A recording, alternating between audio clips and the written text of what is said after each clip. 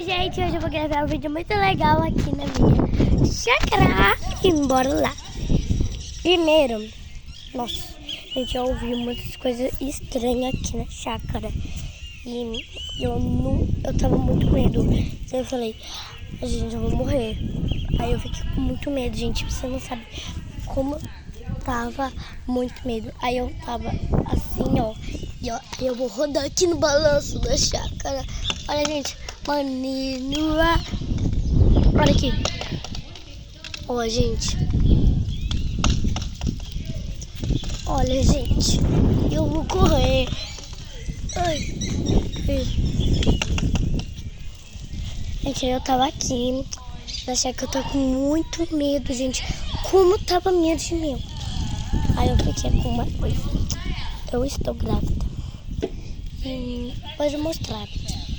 Só no outro episódio meu, gente. Parte 2 do meu episodinho. Mas ainda não vai acabar hoje, né, gente? Depois eu vou fazer muitas coisas. Gente, aí tem o chuveiro aqui. É bonito. E aqui a piscina, gente. Dá pra ver? Claro, né? Porque eu tô vendo da câmera. Isabela, vamos pra casa? Não, ainda não. Não, você vai querer brincar com a Aninha. Aí, sim, eu vou.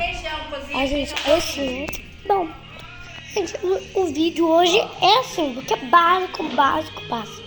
Não tem muita coisa. Parte 2 eu gravo.